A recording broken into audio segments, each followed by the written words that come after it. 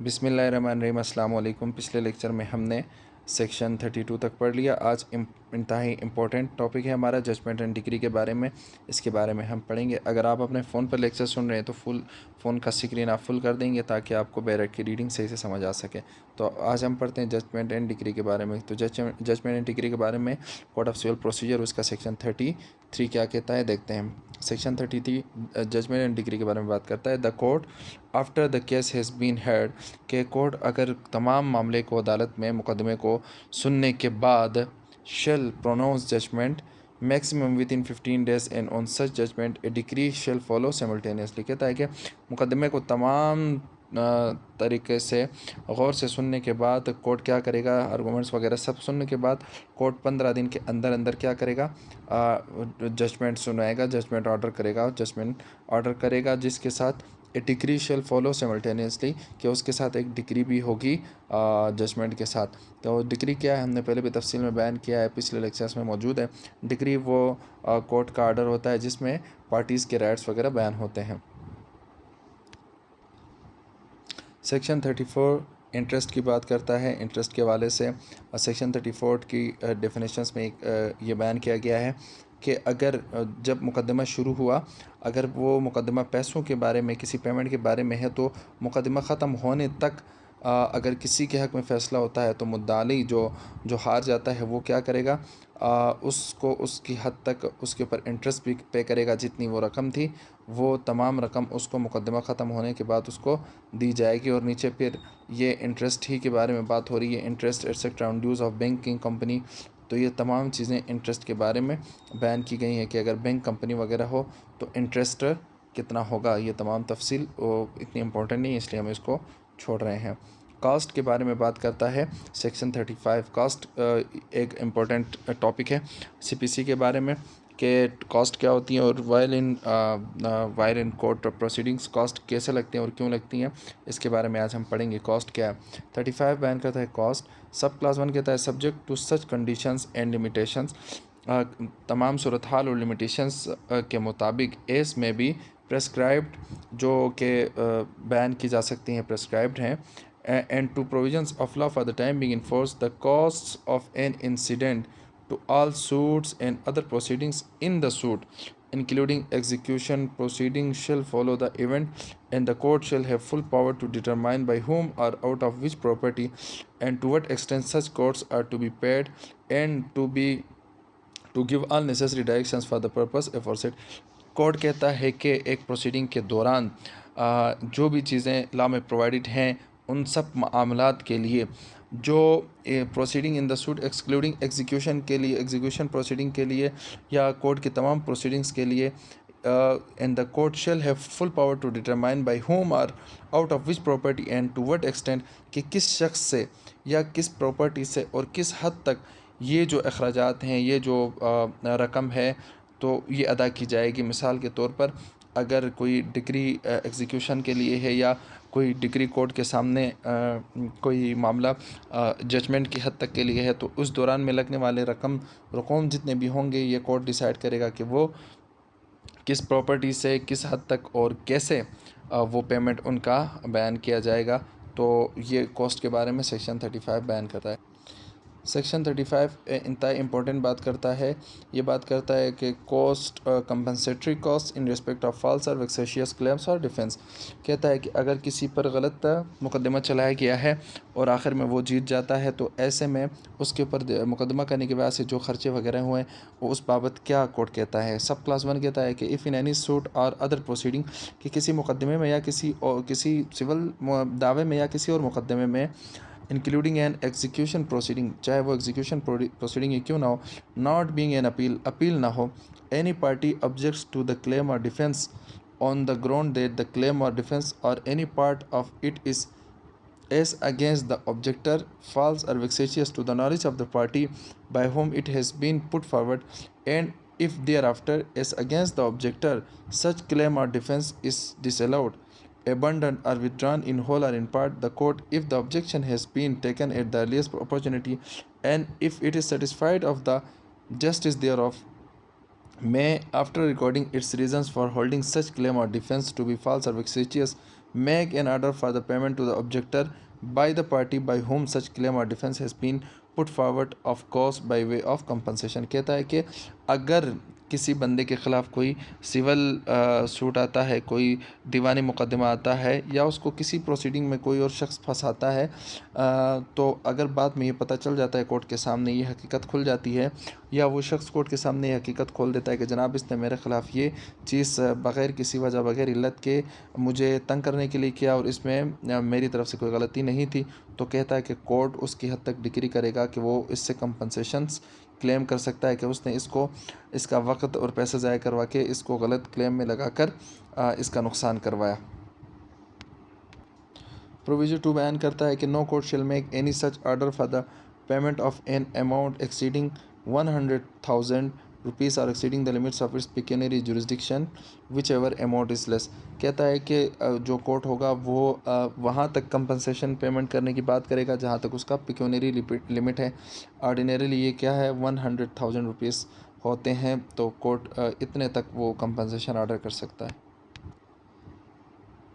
Section 36 निहायत important है, ये पार्ट 2 है एग्जीक्यूशन इन जनरल के हवाले से, कि अगर किसी के हक़ में डिग्री वगैरह हुई है तो अब वो उसको एग्जीक्यूट कैसे करवाएगा। जैसे कोर्ट में अपने राइट के लिए लड़ना पड़ता है, कोई पार्टी उसमें सूट को लेकर कोर्ट के सामने पूरा मुकदमा लड़ती है और फिर अगर जीत जाती है तो फिर उसके डिफेंस उसको एग्जीक्यूट करवाने के लिए भी पूरा प्रोसीजर मौजूद है। सेक्शन 36 इसके बारे में बात करता है, एग्जीक्यूशन जनरल के बारे में। सेक्शन 36 कहता है application to orders, the provisions of this code relating to the execution of decrees shall, so far as they are applicable, be deemed to apply to the execution of orders। कहता है कि इस code की हद तक, कहता है कि the provisions of this code relating to the execution of decrees so far as they are applicable be deemed to apply to the execution of orders। कहता है कि अगर इस प्रोविज़न, इस कोड के जितने भी प्रोविजंस हैं वो जो एग्जीक्यूशन ऑफ डिक्रीज़ के हवाले से जितने भी हैं, कहता है कि जहाँ तक वो एप्लीकेबल हैं वो इस हद तक मान लिए जाएंगे कि वो ऑर्डर्स के एग्जीक्यूशन के लिए मौजूद हैं। सेक्शन 37 आगे फर्दर बयान करता है कि definition of court which passed A degree, जिस कोर्ट ने डिग्री पास की उसकी क्या तारीफ़ है। The expression court which passed A degree, यानी ये एक्सप्रेशन के कोर्ट जिसने ये डिग्री पास की है, और words to that effect shall in relation to the execution of decrees unless there is anything repugnant in the subject or context be deemed to include। कहता है कि इस हद तक के ये जो एक्सप्रेशन है, कोर्ट जिसने डिग्री पास की है, या इस हद तक के जितने भी अल्फाज होंगे ये क्या समझे जाएंगे, where the decree to be executed has been passed in the exercise of appellate jurisdiction the court of first instance। कहता है कि जहाँ डिग्री जो है एग्जीक्यूट होने जा रही हो या एग्जीक्यूट हुई हो in the exercise of appellate jurisdiction the court of first instance, and where the court of first instance has ceased to exist or to have jurisdiction to execute it, the court which, if the suit were in the decree was passed, was instituted at the time of making the application for the execution of the decree, would have jurisdiction to try such suit। कहता है कि कहाँ पर इसकी execution होगी। कहता है कि सबसे पहले where the decree to be executed has been passed in the exercise of appellate jurisdiction the court of first instance, अगर डिग्री किसी के हक़ में किसी ने हक़ में फर्स्ट इंस्टेंस में अपेलेट जुरिस्डिक्शन में उसके हक़ में डिग्री हो गई हो, तो कोर्ट ऑफ फर्स्ट इंस्टेंस उसकी इम्प्लीमेंटेशन करेगा या एग्जीक्यूशन करेगा। और अगर where the court of first instance है सीज टू एग्जिस्ट, अगर कहीं पर कोर्ट ऑफ फर्स्ट इंस्टेंस मौजूद नहीं है, to have jurisdiction to execute it, या उसको एग्जीक्यूट करने के उसके पास जुरिस्डिक्शन या अख्तियार नहीं है, the court which if the suit wherein the decree was passed was instituted at the time of making the application. तो कहता है कि was instituted at the time of making application for the execution of the decree would have jurisdiction to try such suit। कहता है कि अगर जिस court ने डिग्री पास की है उसी के पास एप्लीकेशन भी गुजारी जाए कि आप ही एग्जीक्यूशन भी करवाए, तो would have jurisdiction to try such suit. जिसके पास इस सूट को ट्राई करने का भी इख्तियार था उसी कोर्ट से भी इसकी इम्प्लीमेंटेशन या एग्जीक्यूशन करवाई जा सकती है, जिसके पास इस केस को मुकदमे को समाअत करने का इख्तियार हासिल है। सेक्शन 38 इम्पोर्टेंट बात बयान करता है यहाँ पर, कोर्ट्स बाय विच डिक्रीज़ में भी एग्जीक्यूटेड, किन कोर्ट्स के ज़रिए डिक्रीज़ जो है एग्जीक्यूट करवाई जाएंगी। 30th बैन करता है कि courts by which decree may be executed, किस कोर्ट के ज़रिए डिग्री एग्जीक्यूट करवाई जाएगी। A decree may be executed either by the court which passed it or by the court to which it is sent for execution. वो अदालत जिसने degree की है, कि जिसने फैसला सुना है, वो भी डिग्री पास कर सकते हैं, वो भी एग्जीक्यूशन करवा सकती है, या वो अदालत भी जिसको ये वाला कोर्ट ये चीज़ ट्रांसफ़र करता है कि इसको एग्जीक्यूट करें, वो भी कर सकता है। ट्रांसफ़र ऑफ डिग्री, डिग्री को ट्रांसफ़र कैसे किया जा सकता है। The court which passed decree may on the application of the decree holder send it for execution to another court. Decree holder की दरख्वास्त पर जो अदालत है जिसने डिग्री की है वो एग्जीक्यूशन के लिए दूसरे कोर्ट भेज सकता है।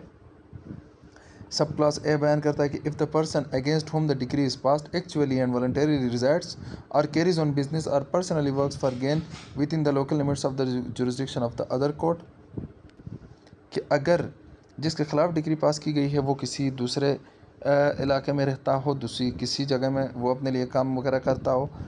तो उस सूरत में डिग्री ट्रांसफ़र की जाएगी उस इलाके में जहाँ वो रहता है। If such person is not property with in the local limits of the jurisdiction of the court which pass the degree sufficient to satisfy such degree and his property within the local limits of the jurisdiction of such other court। अगर जिस बंदे के ख़िलाफ़ degree पास की गई है इस अदालत के पास उसकी जुरिस्डिक्शन में उस बंदे की इतनी प्रॉपर्टी ना हो कि डिग्री होल्डर को वो उसके क्लेम के मुताबिक कोई उस कंपनसेशन वगैरह दे सके, या कोर्ट उसके हक़ में डिग्री करवा सके, एग्जीक्यूट करवा सके, और इतनी प्रॉपर्टी किसी और शहर में हो, तो उस कोर्ट को ये उसके ख़िलाफ़ एग्जीक्यूशन के लिए कोर्ट ट्रांसफ़र कर देगी। If the decree direct the sale or delivery of immovable property situate outside the local limits of the jurisdiction of the court which pass it, अगर जिस कोर्ट ने डिग्री पास तो की है लेकिन वो प्रॉपर्टी उसके जुरिस्डिक्शन में ना हो बल्कि किसी और कोर्ट के जुरिस्डिक्शन में हो, तो उस कोर्ट को उसकी एग्जीक्यूशन के लिए भी ट्रांसफ़र कर सकती है। डी बयान करता है कि if the court which pass the degree considers for any other reason which it shall record in writing that the degree should be executed by such other court, अगर कोई कोर्ट डिग्री जिसने पास की वो समझता है कि कोई और भी वजह है जिसकी वजह से डिग्री वो इम्प्लीमेंट नहीं कर सकता, एग्जीक्यूट नहीं कर सकता, तो वो वजह लिखेगा और उसके बाद फिर दूसरे कोर्ट को ट्रांसफ़र करेगा। सब क्लास 2 बयान करता है कि the court which pass decree may of its own motion send it for execution to any subordinate court of competent jurisdiction. कहता है कि कोर्ट किसी की एप्लीकेशन के बजाय ख़ुद अपने सवाबदीद पर भी वो एग्जीक्यूशन के लिए किसी और कोर्ट के पास भेज सकता है। तो आज के लेक्चर में हमने सेक्शन 39 तक हमने समन्स के बाद उसके बाद डिग्री एंड जजमेंट के बारे में भी पढ़ा, और कल के लेक्चर में हम इंशाल्लाह सेक्शन 40 से ऑनवर्ड पढ़ेंगे। तब तक हमें दीजिएगा इजाज़त। अल्लाह हाफ़िज़।